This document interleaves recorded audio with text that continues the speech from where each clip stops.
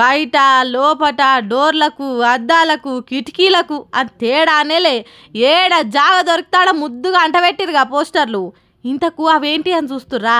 ఇంకేంటి బెట్టింగ్ యాపులు. ఇప్పటిదాకా పైసల కోసం కక్కుర్తిపడి సెలబ్రిటీలు మంది బతుకులను ఆగం చేస్తుర్రు. వాళ్ళ కథ ఎట్లకైనా ఒడసగొట్టాలి అని అరెస్టులు కేసులు అనుకుంటా గాయ గత్తరి చేస్తురు కదా సర్కారు వాళ్ళు. మరి ఈ మెట్రో సంగతి ఏందన్నట్టు?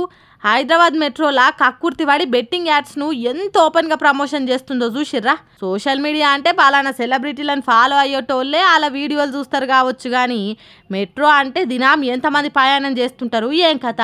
మళ్ళీ ఇవి కానొస్తలేవా సర్కార్కు? మళ్ళీ కానరాకుండా ఏడ్నో ఓ మూల కంటేసారంటే ఏదన్నా అనొచ్చు, కానీ మెట్రో ట్రైన్ నిండా గవ్వే పోస్టర్లు. మరి ఈ సంగతి ఆఫీసర్లకు సర్కారు వాళ్ళకి తెలుసా? ఒకవేళ తెలిస్తే చూసి చూడనట్టు ఇర్ష పెడుతుర్రా, లేకుంటే తెలియనట్టు యాక్టింగ్ చేస్తుర్రా అన్న సంగతి మనకు తెలియదు, కానీ బాజాప్తా ఎంత గట్టిగా హైదరాబాద్ మెట్రో వాళ్ళు బెట్టింగ్ యాప్లను ప్రమోషన్ చేస్తుర్రో అందరం చూస్తూనే ఉన్నాం. ఈ ముచ్చటెరికైన జనాలు ఉత్తగుక్కుంటారా? అంత హడావుడి చేసి సెలబ్రిటీలను ఎట్లయితే కేసులు బుక్ చేసి అరెస్టులు చేస్తుర్రో ఈ మెట్రో వాళ్ళ మీద యాక్షన్ తీసుకోర్రి.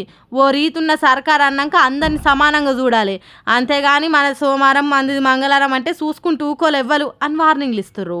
ఇదంతా పక్కన పెడితే చేపేటోడు ఏదైనా చెప్తాడు, కానీ మన తెలివి మనకు ఉండాలి. ఓరు పోరలు అడ్డమైన యాపులు వాడి మీ పానాల మీదకి తెచ్చుకోకుర్రి. ఏదైనా ఉల్టా పల్టా అయితే మనమే ఏడవాలి అని పెద్ద మనుషులు సలహాలు ఇస్తుర్రు. ఏందో ఏమో పొర్రి.